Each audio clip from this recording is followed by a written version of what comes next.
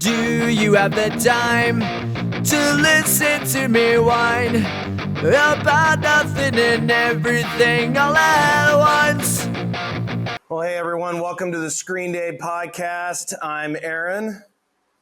I am annoyed. Why is that, Chad? Why are you annoyed today? I'm Chad, and I'm slightly annoyed. No, I'm just Okay, so joking. Chad, I'm slightly annoyed. Snell. Right. Okay, That's perfect. the new middle name. All right, for those who don't know, Chad's the leader of this this riot group. No, I'm Aaron with Blue Ridge Screen Products. That is Chad with T-Shirt Specialty, and together we make Screen Day. Awesome. So, what's been going on in your world, man? Not a lot. We've been busy. It's the busy season, and one of the things that we've been seeing a lot of is just crazy, terrible artwork, which is why I suggested that we do something with art today. Are you a self-imposed expert of art? As far as we know. Perfect. Perfect. So So other than it just being the busy season, anything else going on? no. How about yourself? How'd your event go? The open house. The open house, I think, went good. I think less people showed up than I thought. But I think, when I look at the numbers and I ask other people, about the rates at which they get people at their open house, I think it was fairly similar to what other people get. So I think out of the 100 companies that had signed up, I think we had probably 40 to 50 companies show up. So I think that's pretty good turnout. Well, that's a good turnout. Yeah, it was exciting. I will say the hit of the show was definitely DTF. That was definitely the hit. At one point in time, I think there were so many people in the demo room trying to get a DTF demo that it got a little warm, got a little toasty. It did get toasty in there. So, But other than that, I thought it was really successful. I was really excited at those who turned out. I think the coolest part is I think only 30% of the people that turned out were actually customers of ours. So most everybody who showed up were not Blue Ridge customers, which was exciting. We got the words getting out. good for you. We had a Screen Day banner put up, which was kind of cool. Home of Screen Day. Nice. Yeah. So, but other than that, things have been crazy. Been traveling a lot. I think I'm going to be on the road for the better part of the next 2 months, so that'll be fun. Yeah. So we may end up having to do a few of these from my hotel room, which should be good times. That will be good. Yeah. So, but I will say one of the which kind of leads to our question or where our episode is leading today. And I think you will agree, one of the things that I heard from everybody at the open house was everybody's struggle at artwork. Like, that seems to be like the number one question I get. The number one question we heard at the open house was, how do you separate art and art correct, or color correction and art correction, and what makes good art versus bad art? And I think that's what leads us to today is I think both of us are like, with so many questions that we had at the open house, maybe we should take a step back and take a little bit more of a rudimentary look at art, how it's done, how you correct it, what's the best way to do art for screen printing. well, one of the things I've noticed is that people that are really good at art are not good at thinking about how screen printers have to put it on a shirt. So they use techniques that make it appealing on a computer screen, but it is not appealing for the screen printer trying to separate it. It would be ideal if we could just get awesome artwork, but most of the time we get something drawn up on a napkin that somebody has taken a photo of, and then they put that JPEG into a PDF and send it to you, and they're like, yeah, you got a vector file. Okay, so what's your so let's take a step back. What's your definition of good artwork? Like, what is good artwork versus bad artwork? I mean, I know what it is on a DTF side because, hey, if you give me a low res PNG, it's crap artwork. But what is it, from a screen printer's point of view? What do you normally get, which you would consider bad, and then what would you would hope to have gotten, which would be considered good? So most of the stuff that we get is JPEG or PNG format, and you want me to wait while you do that? No, I'll just edit this out. Okay. So most of the stuff that we get is JPEG or PNG, and we can work with the PNG because it has the transparency component to it much better than a JPEG. The problem is that both of those have some sort of pixelation to them. So ideally, you'd like to get vector graphic artwork, something where it's either an EPS or an Illustrator file, or even Corel Draw would work. I use the Adobe suite of stuff, so typically I prefer the EPS or AI file, but most of what we get is a picture, and people are famous for taking a photo of their business card and being like, "That's the logo." The logo on a business card is half an inch, maybe 3/4 of an inch, depending on the size of it. Wait, hold on. I got to make sure I'm understanding this correctly. So, a business which actually created a logo for themselves and actually had someone create their logo doesn't have their logo file somewhere? So that's the big thing, is that a lot of these people get these images created, and then they no longer have a relationship with the artist that did it originally. And then all they have is the formats that they could open. So most of them probably got sent an EPS file or a PNG file, or a Illustrator file, EPS, but they can't open it because they don't have the software for it. So they thought, well, these are worthless, and they threw them out. And all they have left are the JPEG or the PNG. And then on top of it, they don't even save those. And so now they're taking photos of stuff or copies of, we've gotten somebody that sent us a Word document that had their logo in the letterhead as a JPEG. The logo in a letterhead is a half an inch at best. And so it makes it really difficult to take that and make it 11 inches wide and put it on a shirt. So you were asking what would we prefer. We'd prefer it in vector format. We'd prefer it at the size that they want it printed at, and then we'd prefer it at 300 dpi at that size. So ideally, if you can get a vector graphic at 300 dpi at the size it's going to be printed, makes separations significantly easier. So if they send you just absolute crap artwork, outside of a photo of a business card, do you send it through like an AI file? Like, and by AI, what I really mean is, AI. So like vectorize.io to try to get a vector of that particular graphic, or what do you use? Boy, a lot of times we've recreated it. So we take their graphic and we recreate it as best we can, and we use different elements, different tools. The pen tool to trace. Illustrator actually has a tracing component, but it still doesn't allow for highly pixelated things. So, a lot of times we end up recreating logos, and then we save them, and then we put them in formats, and then we let people know not to get rid of those.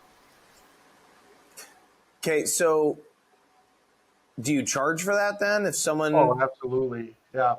So we charge an hourly rate for artwork, and when we're recreating a logo, we just use the actual time it took us to recreate it.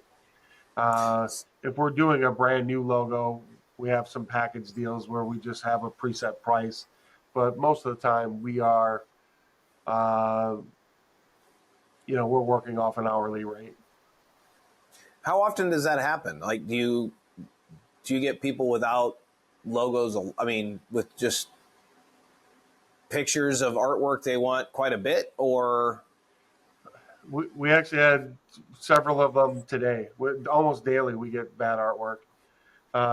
We had somebody that had an artist create something in Canva, and then they sent it to us as a PNG. Well, Canva's not a vector formatted thing, but it's a free tool that's out online, so people use it. And so they created the PNG, which was about 2-inch by 2-inch, but they'd like it printed at 12 inches. So imagine how distorted it looks at 12 inches. So Add to that it's fine script font. So basically, we ended up saying, hey, I can recreate this. It'll take me about an hour. All I need is the name of the fonts you used. And so we charge for that.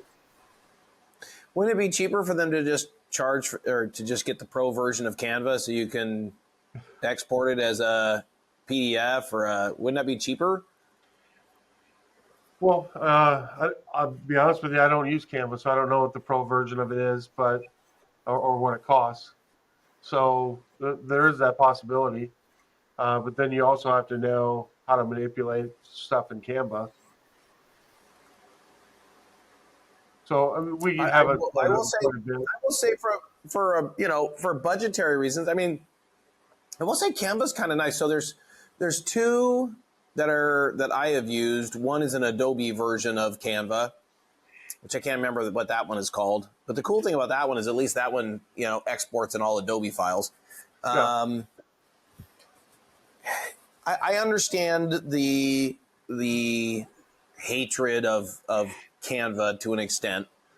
But I also say from a business owner's point of view, to be able to create marketing stuff quicker, or if I'm a bigger company, if I'm a marketing person and I just want to create more marketing fodder quicker.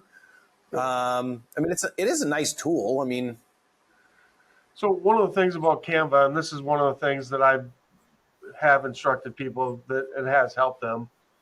So there's a couple of things. So when you take your Canva image, it's being done at 72 pixels per inch. That's the standard formatting of it.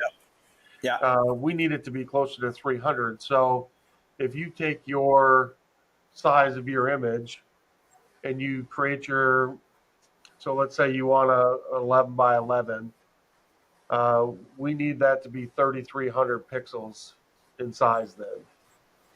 So if you just increase the size of your image in Canva to that 3,300 pixels and then create the PNG, there's a good chance that it'll transfer fairly well. And then we'll be able to put that out. I see what you're saying. So basically take, if you make it 3 times bigger, actually probably more than that, probably 10 times bigger. Yeah. Okay. I see where you're going with that. Yeah. So then when you reduce it, yeah. If they can increase the size of that, that does a lot to help with the pixelation. Then we can put that into Photoshop and convert that to this actual size that they want it. And then it's already pixelated at 300 pixels. Now PNG, what can you do with a PNG file format? Can you really do anything with it in regards to screen printing? Because you can't do layers or anything with it, can you? No. So a PNG is just it's a photo image, but it has transparency in it. So once we have it, we can back that down to its size, and then we can import that final PNG into Illustrator, and then we could probably trace it in there, and then that usually gets us a pretty good likeness of their image. The one thing that it doesn't do well with is text for whatever reason, especially serif text. It starts rounding corners and putting strange indentations into letters, little U-shaped indentations, which is mostly where the pixels are confused about whether or not they should be square or round on the end. Okay. So that's a couple of things. One, they can increase the size in Canva and then send it to us significantly larger. I always tell people to make sure they note the fonts that they use so that they can send me that information as well. We almost always end up replacing font just because like I said, it gets rounded corners and weird pock marks in it. Right. So there are some tools out there. People can use Vectorize.ai, I believe it's, or Vectorizer.ai. That's a monthly fee as well. But it does. I've never used it, so my understanding though is that it does a great job. A couple of people that were at your open house said that they swear by it, and so it's something to consider as well. I will say for me, I try to turn off whatever these notifications are that are driving me absolutely freaking bonkers. But no, I will say part of it for me is so. I did a DTF install, and a customer's like, "Okay, well, how crazy can you do this?" I'm like, "What do you mean, how crazy can it be?" He goes, "Can I literally print anything off the internet?" And I'm like, "You can literally take anything off the internet." So he literally pulled up the crappiest file, sent it through Vectorize.io or whatever it is. Yep. And I'll be damned, it actually it created a file that was good enough that he could import it into Illustrator and then create a really decent DTF print out of it. Nice. Yeah. Yeah, so there's ways to manipulate stuff in Illustrator as well. So if somebody were to have that, you can take a lot of images off the internet and resize it. And we had a project not too long ago. We were making a flag for somebody that had it was a 14-foot flag that had a Polish sausage for the entire length of it. As you might suspect, there's not a ton of 14-foot graphics of Polish sausages out there. So we had to get creative with it, and then we had to do a lot of work in Photoshop and AI in order to get it to come out. And we were able to do that. So what started as I believe it was a 6-inch image, became a 14-foot graphic that looked good in the final print. Well, it's because there's more 6-inch Polish sausages out there than 14-foot Polish sausages. Yeah, apparently. So I like telling people I have the only 14-foot Polish sausage. It's my story. So you're sticking to it about it. That's right. So one of the things, and we were kind of talking about graphics and just how to increase that. One of the things that we get a lot of artwork is that we get stuff that is not flattened. So they've started with an outline of something, and then they've created something. What does flattening an image mean?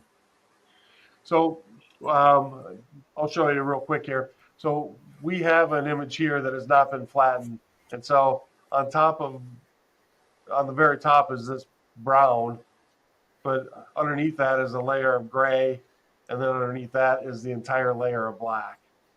So when we separate these out into individual images, this is the black screen that would get printed. This is the gray screen that would get printed, and then this is the beige screen that would get printed. When you go to print it that way, this would be impossible to print wet on wet. So you would have to print this, flash it, print this, flash it, and then put the top coat of beige on, and then you would have a fully armored t-shirt. I mean, you'd have 3 solid layers on there. If we were printing that same thing, we would flatten that down to a single layer, any color that is blocked by a color with a color on top is knocked out. So in this case, the black is no longer solid black. It's only black where it can be seen in the image. So that would be the initial black that goes down. This would be the gray or the bluish gray that goes down. And then this would be the beige. So the beige is the same, but everything else is dramatically different. Okay. So one of the things that does is that, one, it lets you print it we can print this without flash. So that's dramatically faster. And two, we don't have to worry about whether or not that flash took care of that solid black or that solid bluish gray. So there's less chance for a misprint by making sure they're separated. We get this a lot from our artists because they take a graphic and they kind of trace around it and they save it and then they paste it on top of or they layer it on top of another part of their object. And so we see that quite a bit where it's not flattened. So the idea with this is that if we were to flatten this all the way down to its bare minimum, obviously we just go up to object, go to flatten transparency, and that takes it down to its level, its single level. We've done that. So once you flatten it, how do you then separate it into like you have there into different colors? Well, this one's a fairly simple one, right? So we would just go in, use our selection tool, select that color, and then we just pull that color off. Oh, okay. And the same is true with the gray. It's selecting the gray in the other one as well, but so we just pull the gray out of that. Okay. Then create those as separate layers. So we've already done that down here. So basically we pulled the black, we would put that on its own screen, and then we would just have the gray. And what this does is it allows us to put black down in just this thin area instead of this whole entire area. Then this allows us to fill this color here. Of course, it's not going to lay perfect for me. Why would it? Anyways, so you can see that just that layer is filled now. And then when we fill this one in,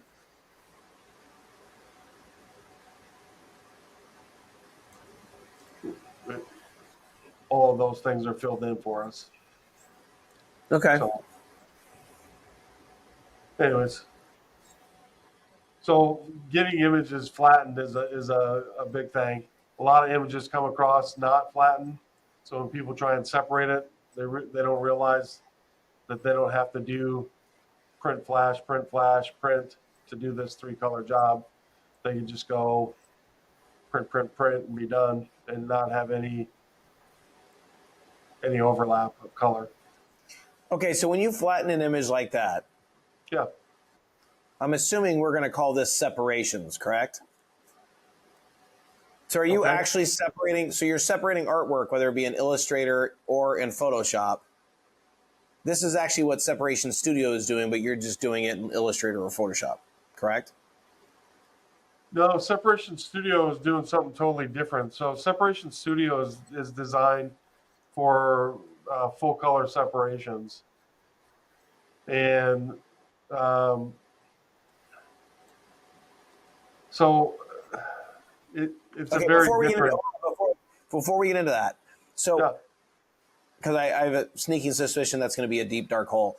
On this one here, so simplistically push, then how would I make sure that each one of these, so then I would have my template, I would just basically transfer this over to a template where I've already got that has all my registration marks on it, right?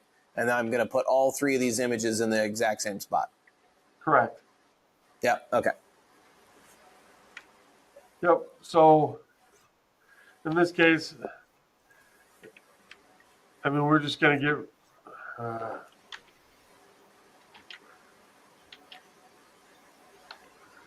Sorry, I'm not used to your computer, but if you give me a second. That's all right. It's a Mac.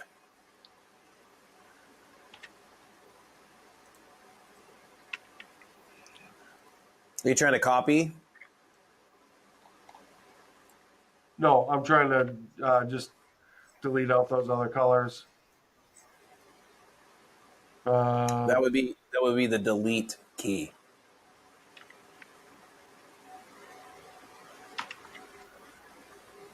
Alan's a comedian.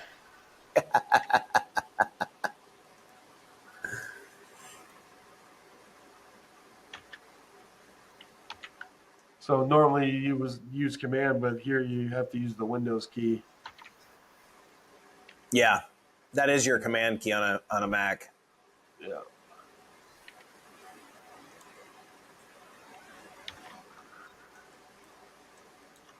So yeah, you've got to use Windows C to copy and Windows V to paste. Yeah. So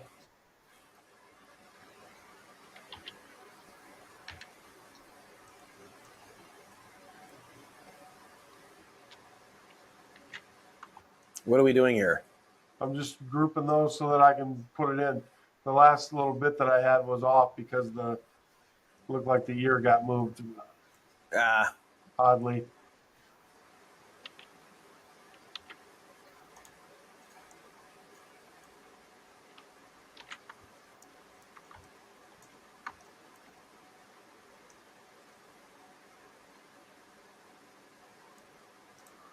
Yeah. So by flattening it down, we can just pull these out separate as we need to. And then the real key to this is that you would put these on your printout in the same spot so that they layer nicely on press. Got it. Yep. So that's one of the things that we get a lot, non-flattened images. Another thing that we get a lot of stuff on is this is other printers calling, just asking, about choke and trap stuff. Choke and trap is very different depending on the image, what colors are being used, what's overlapping. We get into some pretty detailed stuff when we talk about. One of the big concepts is to use underbase, especially on this, like if we had a black shirt using this logo. Right. And if we were going to take this and put underbase underneath it, we wouldn't want to have it butt registered. So we wouldn't want it butting right up to the edge. We'd want to choke that back a little bit.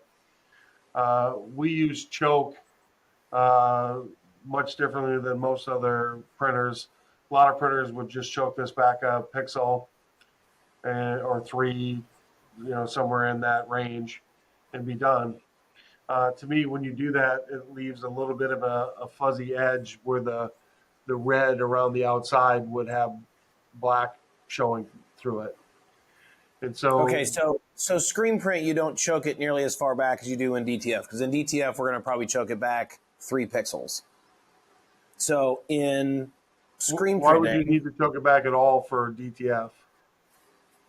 For the white underbase, otherwise you get a white ring around the print if you don't choke it. I see. Yeah. So actually want in DTF, I actually want the image slowly fading off. It's kind of in DTF, instead of it going white and white in color and then cliff, I want it to go white and then a little bit of color overlapping it and then onto the shirt. So it's not, you know what I mean? So there's a nice smooth transition. yeah, ideally, if you were going to do DTF, you'd gradient it from about 3 pixels out so that it had less and less underbase underneath it. But I don't know if I don't know how to do that or if it's even possible. Or you can just choke it back by 3 pixels and not worry about it. Yeah. So, but as far as separating art with this is one of those where you would actually put. So if you look at this piece of art, it's actually knocked out where the black is. So the shirt in this case is providing the black color.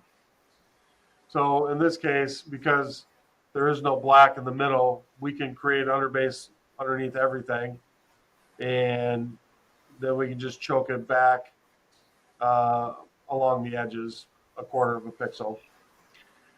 We do a quarter of a pixel because it seems like that's all we really need in order to get a good registration. And with screen printing, if you have that hard edge of it, it definitely will, when you get dot gain and whatnot over it, it'll smear over that and it'll create that fuzzy edge that you're really not looking for. Got it. So we want it to be more like a quarter pixel so that when red overlaps the white, it just barely covers it. The nice thing about this is that anywhere that red and white are touching, likely the order I would do this in is that I would do red. I'd do underbase, flash, top white, flash, then red. And then red could cover this without having to do choke or trap on the white.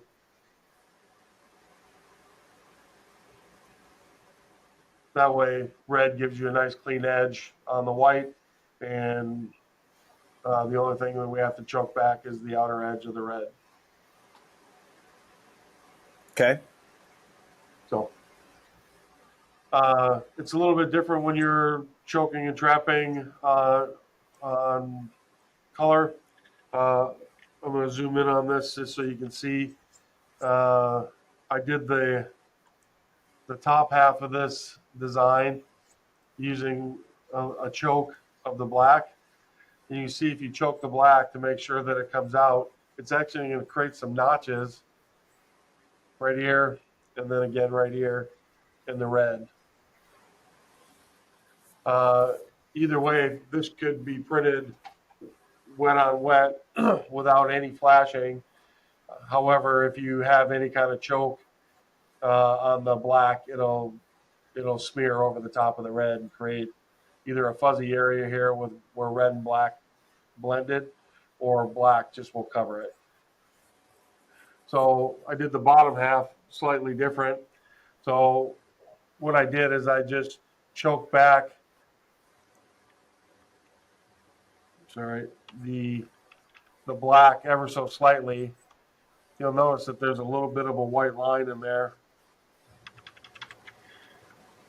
Let's see if we can find it now that I've zoomed in 8,000%. It's a whole lot of red. It's a sea of red. Yep. I'll zoom out here.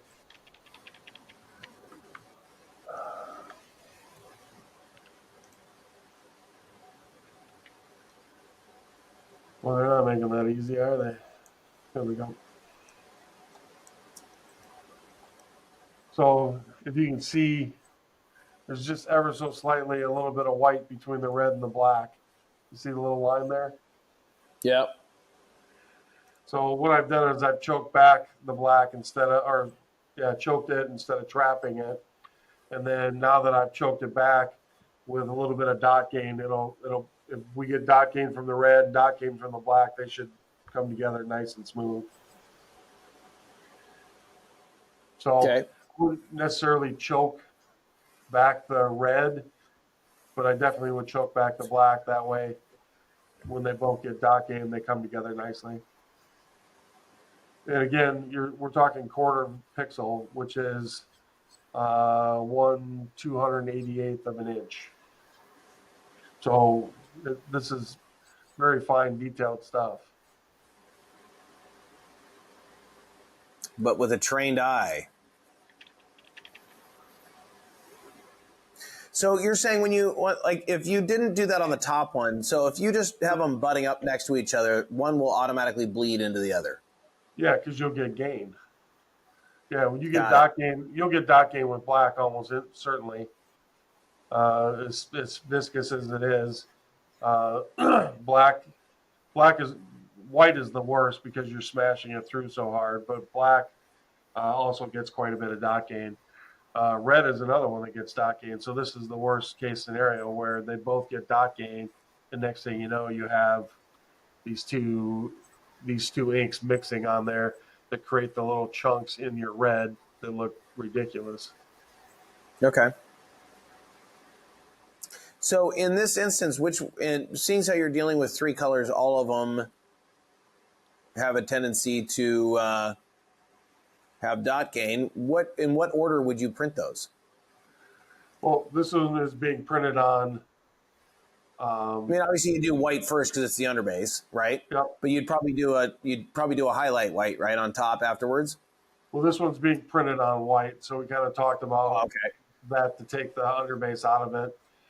In this case, where we're using black as one of the colors, then we can eliminate the choke and trap on the interior parts, right? We just have to print it in the correct order, which would be underbase, top white, and then red. And then top white would also have to be flashed. If you didn't want to flash it, then you probably have to talk about choking back the white ever so slightly so that you could go underbase, red, and white. And then the white will get dot gain, but then if it's choked back, it'll come smoothly to the red line. Okay. So there's a couple ways to skin the cat on that. One is you can do your your wheel set differently, or the other one is that you can choke back certain colors to give you a better handle on dot gain.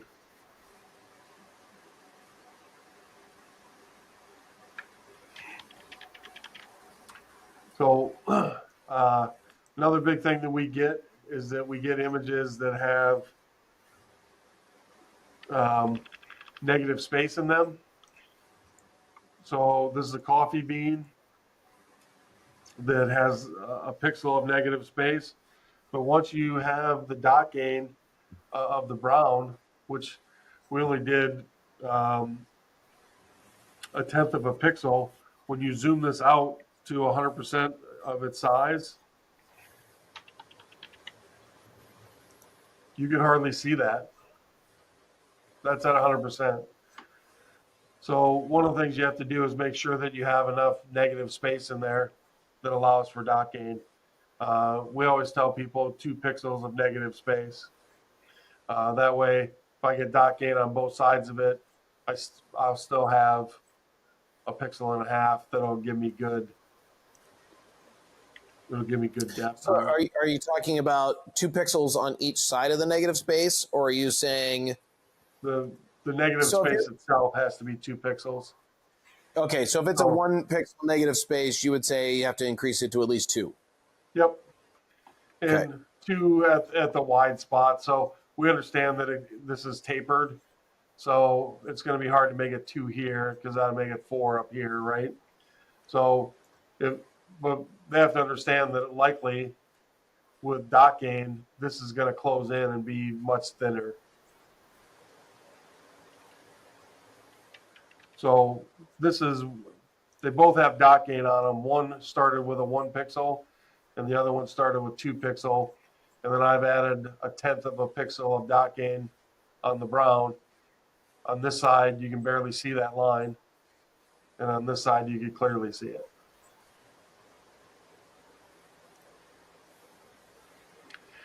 So when you zoom in on this, I'll show you the dot gain just so you can see it.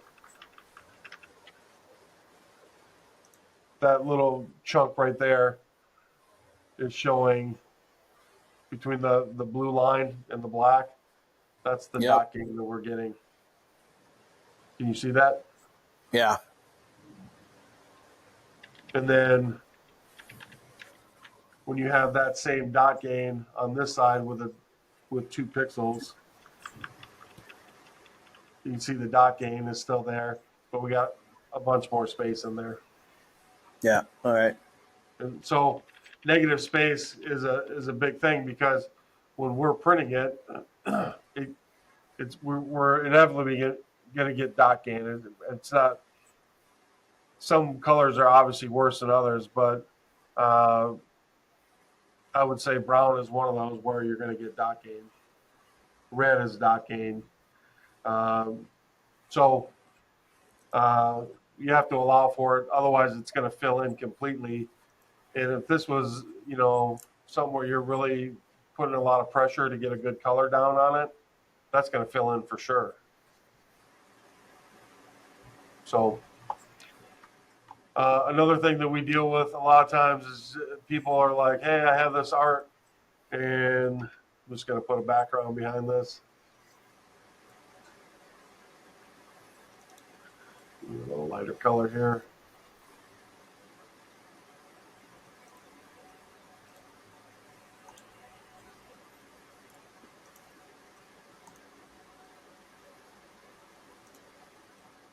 So clearly this is just an image. When it's not on a background, it's just black. So we have people that say, hey, we like that, but we want to do black shirts. So if we just take that image, I'll just get rid of this. If we just take that image and put it over here, obviously we can't see it, but if we turn it white, why is it not turning white?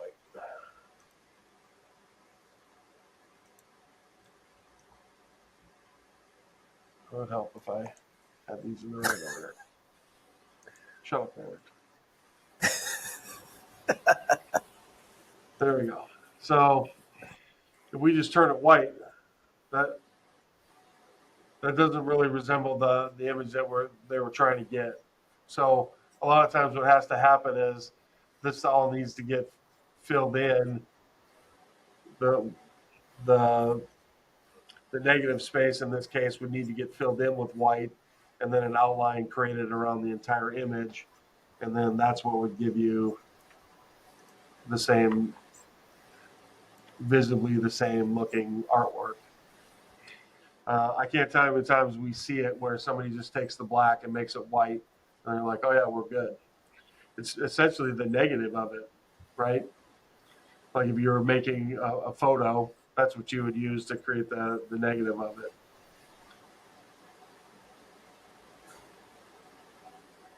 Does that make sense? Yeah. We get it quite a bit. So, and then some of the other things we talk about are, make sure you have the right print order.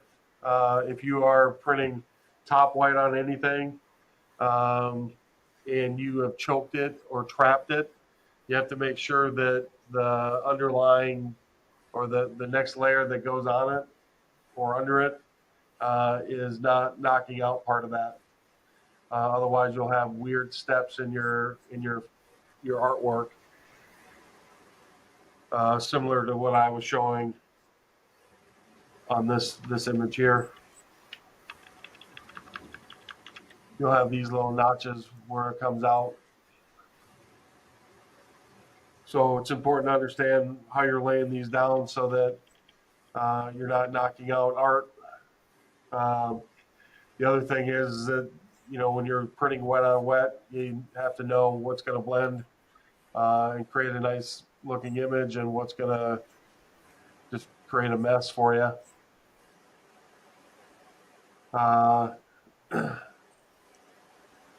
And then the other thing is mesh count.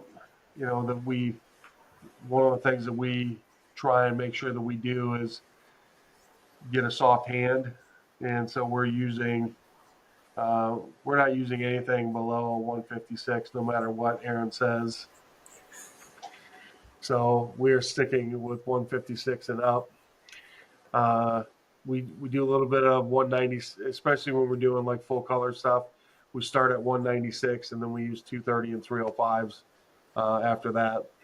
But the idea is to get a nice soft hand so that it doesn't feel like armor on you.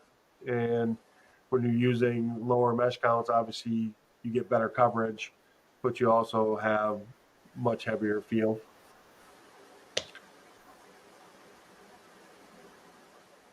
So how do you, I mean, that's a question I get asked all the time. How do you determine mesh counts based on the artwork? How do you know what mesh counts to use for what type of artwork?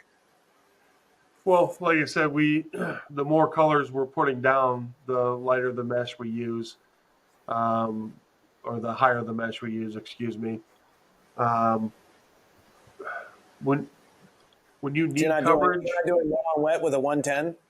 I'm sorry, So you're not doing one on wet with a 110? I am not. Not anymore. Somebody one time gave me really terrible advice about using 110s, and we decided to go a different route. It's probably a smart thing. Don't listen to that guy. Yeah, yeah, weird. I don't know So who the hell would give you such crappy information. me either. Me either. It's So the horrible. 110 has its purpose. Uh, it's just rarely when you're printing, T-shirts. I mean, it's for athletic apparel. It's for Yeah, I would solid agree. numbers. Where, If I'm trying to do bleed resistance, then yeah, I'm going to want to use a 110 because I'm putting down enough ink to bleed resist it.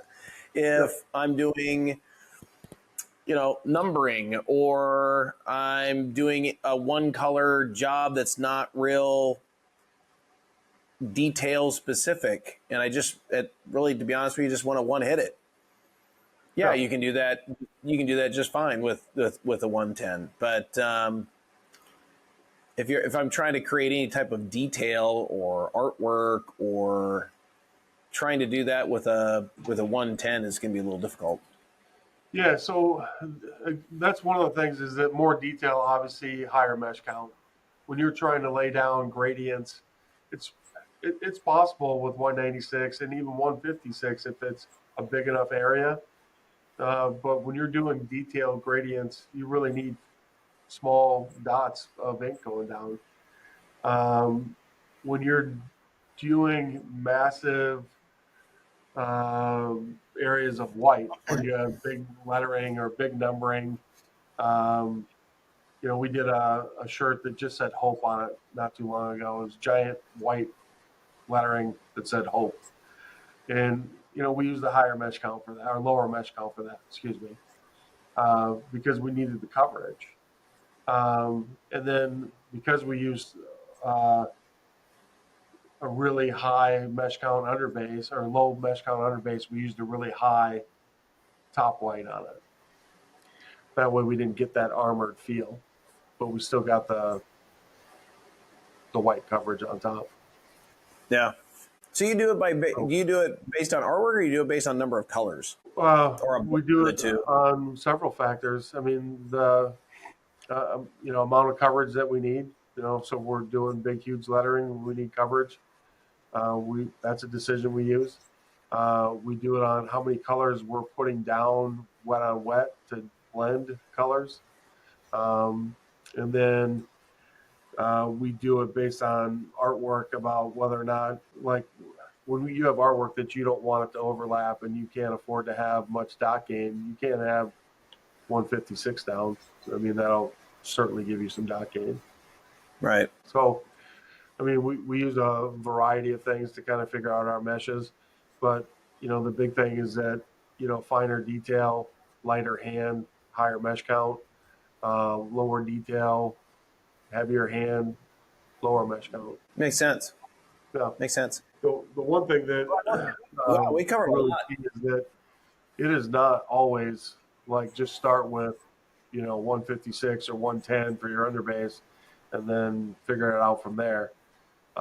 There's a lot of times where, especially when we're doing simulated spot process, where we're not even getting a full layer of underbase down under everything because we need these other colors to use some of the shirt color to create their final color. Right. Black is obviously a color that we get rid of. We don't print when we do simulated spot process. So if we just slap a solid layer of underbase down, then the shirt doesn't really help generate any gradient or shading. Makes sense. Yeah. Well, I would say we covered a lot of ground today, at least some of the basics in regards to artwork and color separations. I would say if anybody has any questions as you listen to this and want feel free to, drop us a question in the comment box. Send us a message on Instagram. I'm pretty sure we have an email set up. It's screendaypodcast@gmail.com. So any way you can get a hold of us if you guys have further questions. We'd love, if we get enough of them, I'm sure we'd love to do a follow-up podcast on this exact topic as time goes on, because I know this is one we get asked a lot. I know separations is a topic for another day, because I'm pretty sure that's like asking about color. It's a deep, dark hole of where can we go from here. Yeah, especially doing the simulated spot process. I mean, that's a 2-day class probably for a lot of people. So, for sure.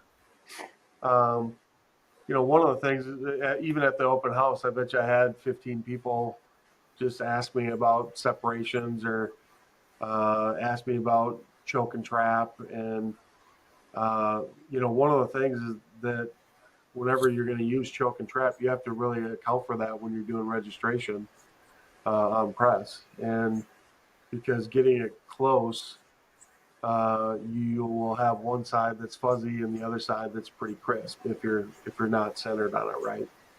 Right. So, and the bigger the choke and trap is, the more of that you have. So I always tell people, if you're going to register it, I would never go over a pixel in this case, because otherwise you have too wide of a variant. I actually saw a shirt yesterday where somebody had a really high choke on their top white or on their underbaits, and the top white, it had an outline of light blue all the way around it, which is what the color of the shirt. And so,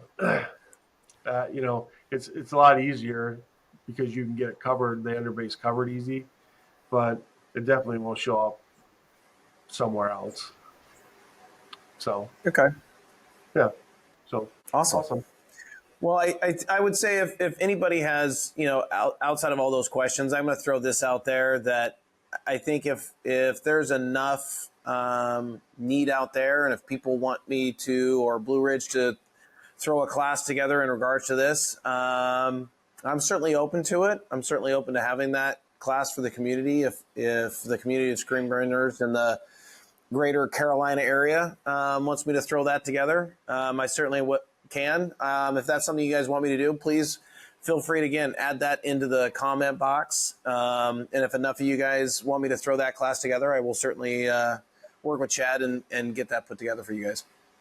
Cool. I'm by no means a pro when it comes to Illustrator or Photoshop, but I've been doing it a while, and I can help people with how to set up, spot colors and choke and trap, and I can do most of it remotely. So if somebody were to have a question, I'm more than happy to answer some questions. Awesome. Well, thanks, Chad. I really appreciate the educational lesson today on color, and it was awesome, and especially on artwork, because we all have to deal with that.